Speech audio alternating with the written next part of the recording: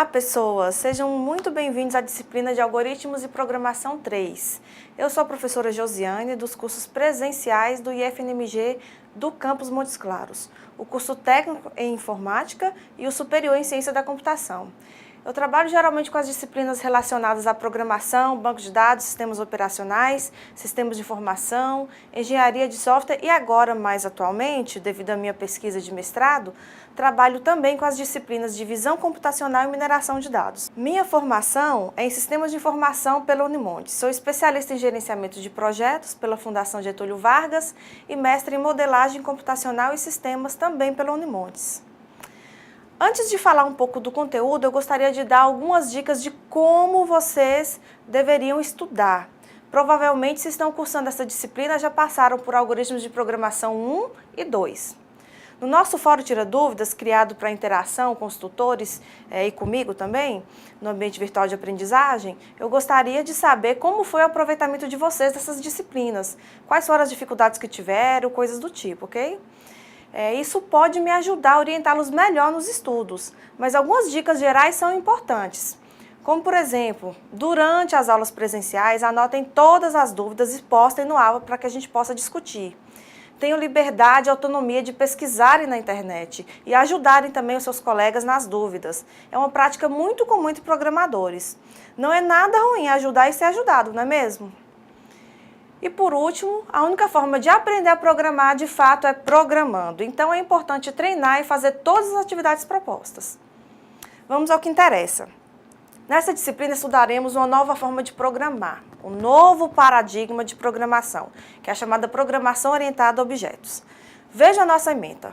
Então, na disciplina Algoritmos e Programação 3, a proposta de ementa é conceitos de orientação a objetos, operações, mensagens, métodos e estados, polimorfismo, abstrações, generalizações, superclasse e subclasse, herança simples e múltipla e suas consequências, construtores, aplicações de conceitos utilizando uma linguagem de programação orientada a objetos.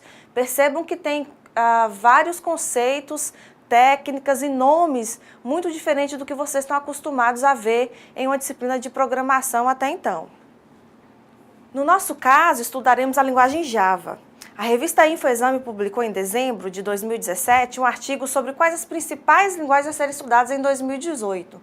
Interessante, não? Vamos deixar um link para vocês na seção de conteúdo no AVA.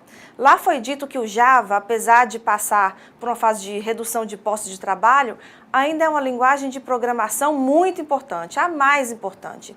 Aplicativos para os smartphones, tablets, Android são baseados nessa linguagem. 90% das empresas, das 500 mais da Fortune, usam Java em seus sistemas.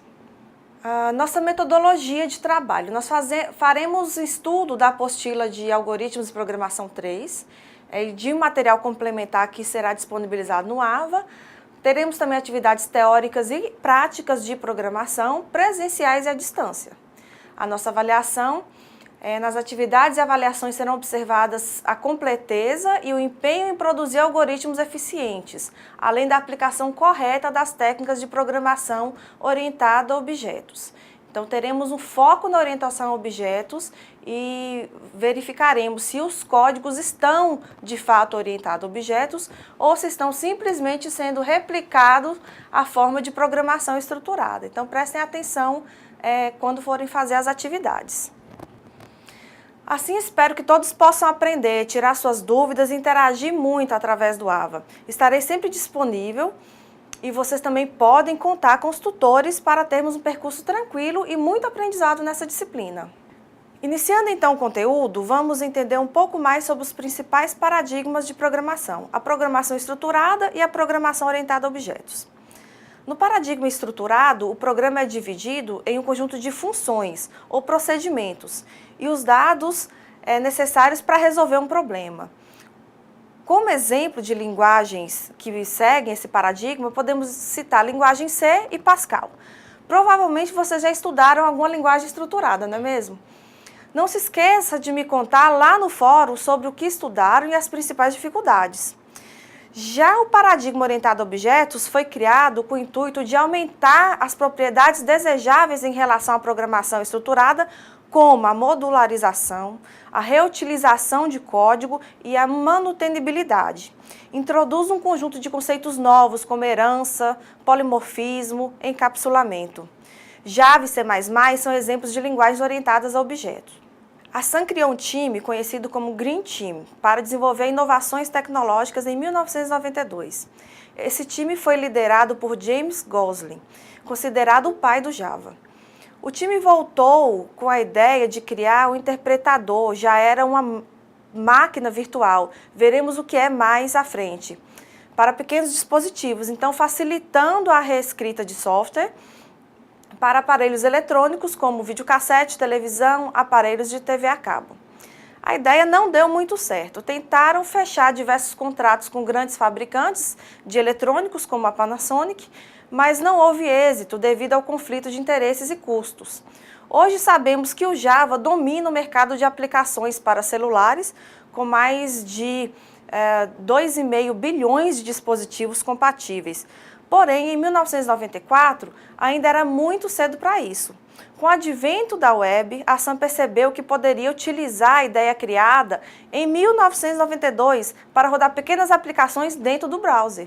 A semelhança era que na internet havia uma grande quantidade de sistemas operacionais e browsers, e isso seria grande vantagem para poder programar numa única linguagem, independente da plataforma. Foi aí que o Java 1.0 foi lançado, focado em transformar o browser de apenas um cliente magro, Thin Client ou terminal burro, em uma aplicação que possa também realizar operações avançadas e não apenas renderizar o HTML.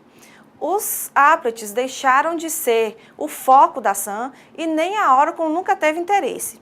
É curioso notar que a tecnologia Java nasceu com um objetivo em mente, foi lançado com outro, mas no final decolou mesmo no desenvolvimento de aplicações do lado do servidor. Em uma linguagem de programação como C e Pascal, temos a seguinte situação: quando vamos compilar um programa, o código-fonte é compilado para o código de máquina específico de uma plataforma e sistema operacional. Muitas vezes o próprio código-fonte é desenvolvido visando uma única plataforma. Esse código executável binário resultante será executado pelo sistema operacional e, por esse motivo, ele deve saber conversar com o sistema operacional em questão. Isto é, temos um código executável para cada sistema operacional. É necessário compilar uma vez para o Windows, outra para o Linux e assim por diante, caso a gente queira que esse nosso software possa ser utilizado em várias plataformas. Esse é o caso de aplicativos como o OpenOffice, o Firefox e outros. Na maioria das vezes, a sua aplicação se utiliza das bibliotecas do sistema operacional, como, por exemplo, a de interface gráfica para desenhar as telas. A biblioteca de interface gráfica do Windows é bem diferente das do Linux. Como criar, então, uma aplicação que rode de forma parecida nos dois sistemas operacionais? Precisamos reescrever o mesmo pedaço da aplicação para diferentes sistemas operacionais, já que eles não são compatíveis. Já o Java utiliza um conceito de máquina virtual, onde existe, entre o sistema operacional e a aplicação, uma camada extra responsável por traduzir. Mas não apenas isso. O que sua aplicação deseja fazer para as respectivas chamadas do sistema operacional, onde ela está rodando no momento. Dessa forma, a maneira com a qual você abre uma janela no Linux e no Windows é a mesma. Você ganha independência de sistema operacional. Ou melhor ainda, independência de plataforma em geral. Não é preciso se preocupar em qual sistema operacional sua aplicação está rodando, nem que tipo de máquina, configurações e etc. Repare que uma máquina virtual é um conceito bem mais amplo que o interpretador, como o próprio nome diz. Uma máquina virtual é como um computador de mentira. Tem tudo que um computador tem. Em outras palavras, ela é responsável por gerenciar memória, threads, pilha de execução, entre outros. Sua aplicação roda sem nenhum envolvimento com o sistema operacional, sempre conversando apenas com a Java Virtual Machine, ou JVM. O funcionamento de um programa Java, então, é bastante simples. Inicialmente, o código é criado em um arquivo com a extensão .java. Em seguida, esse arquivo passa pelo segundo processo de compilação, gerando o arquivo .class, conhecido como bytecode. Este arquivo pode ser disponibilizado em qualquer sistema operacional que possua uma JVM instalada. Finalmente, podemos executar a aplicação Java. Na primeira execução, a JVM irá converter o arquivo class para um arquivo de código nativo. Aqui eu disponibilizo para vocês e também lá no AVA um link da Oracle, que é quem é responsável por disponibilizar todos os recursos e ferramentas necessárias para programação em Java, para o desenvolvedor. Então, se vocês precisarem, depois a gente pode fazer um tutorial para mostrar como se dá a instalação dessa plataforma Java JDK 11, né, desse link disponibilizado, para que vocês possam fazer a programação em Java. Vejam aí do lado direito da tela também que existem vários SDKs e ferramentas Java, como por exemplo o NetBeans, que é uma IDE de programação para Java, é um ambiente, né, com interface gráfica interessante que nós podemos utilizar para estar inserindo esses códigos. E então, a JDK, que é essa máquina virtual, vai fazer todo esse processo de tradução para um executável na máquina, independente do hardware e da plataforma que estivermos utilizando. Depois de baixar e instalar as ferramentas necessárias, vamos à linguagem de programação. Já sabemos que Java é uma linguagem de programação orientada a objetos, mas o que isso significa? Vamos considerar alguns objetos do mundo real. Nós podemos perceber nessas imagens que se tratam de carros, né? Nós temos vários modelos de carros. Nós vamos chamar de objetos cada um desses carros. Então, nós temos uma imagem que tem, por exemplo, 2 objetos, que é a imagem dos Fuscas. Mas nós verificamos que em todos esses carros existem algumas características em comum. Eles possuem 4 rodas, eles têm um volante, tem bancos para a pessoa sentar, tem retrovisor para que ela possa visualizar e se localizar no espaço, tem farol, caso ela precise acender na falta de luz, né? Todas essas características nós vamos chamar de atributos desses objetos. Além das características que são os atributos do objeto, nós temos algumas funções que eles realizam em comum também. Por exemplo, o carro ele pode engatar a primeira marcha, engatar a segunda marcha, né, andar para frente, andar para trás, curvar à direita, curvar à esquerda. Então, são funções que todos esses carros realizam. Essas funções nós vamos chamar de métodos destes objetos. Mas imagine que a gente tivesse que fazer uma programação como vocês estavam utilizando até então, uma programação estruturada. Haveria necessidade, por serem carros diferentes, de se criar um programa para cada um destes carros e manipular esse objeto de formas diferentes. No entanto, sabendo que são objetos tão parecidos, não existe então uma forma mais genérica de se manipular esses objetos e economizar código, esforço do programador? Então, a programação orientada a objetos vai servir para isso.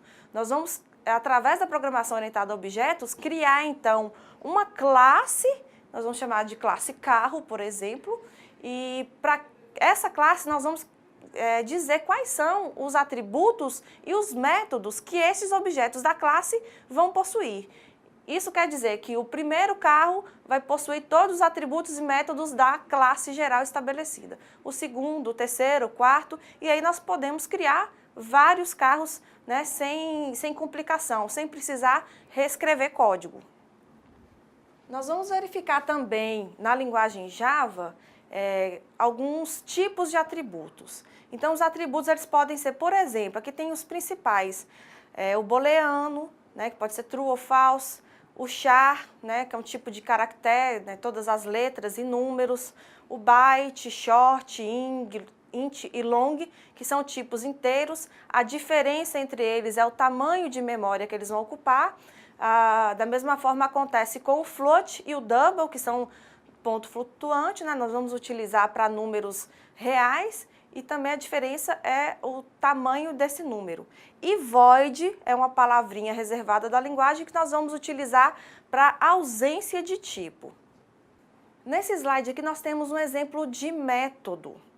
Então nós vamos definir a classe com esse comando public class, aí vem o nome da classe que chama exemplo método, então exemplo método é o nome dessa classe. Dentro dessa classe, vocês podem perceber que o escopo da classe vai ser definida entre chaves, né? Então, logo após o nome, exemplo método, abre chaves que vai ser fechada lá no final. Dentro dessas chaves, nós vamos ter o método dessa classe. O método é definido da seguinte forma. Nós vamos definir um modificador de acesso, vamos entender isso melhor mais para frente. Por enquanto, utilizaremos public, né? Estamos utilizando o método público. Void vai dizer para mim que não tem retorno esse método. Teste vai ser o nome do método. E entre parênteses, como por exemplo int num1 e int num2, os argumentos que vão ser passados. E aí dentro das chaves também do método, a gente poderia estar programando o que esse método faz. Percebam, para vocês que já estudaram funções, que o método é exatamente a mesma forma que se declara, né, uma função. Então, o que tem aí de diferente é um modificador de acesso public, né, e um tipo de retorno void, talvez que vocês não tenham utilizado ainda. Vamos verificar nesse exemplo mais completo como é que se declara uma classe com seus atributos e métodos. Por exemplo, a classe casa. Verificamos que nesse espaço aqui, geralmente é uma boa prática de programação, você iniciar com a declaração de todos os atributos da classe. Então aqui nós temos um tipo inteiro, que é a quantidade de quartos, um tipo string, que é cor casa, double, área, int, quantidade de portas, string cidade. Então todos os métodos da classe já aparecem no início da sua declaração. Logo abaixo dos atributos, nós teremos os métodos da classe. Então, nós temos um método aqui, public void, void significa sem retorno, né? Imprime valores. Percebam que no imprime valores eu não estou passando nenhum parâmetro. Então, essa função serve simplesmente para exibir na tela os valores que estavam contidos dentro dessas variáveis que são os atributos da classe.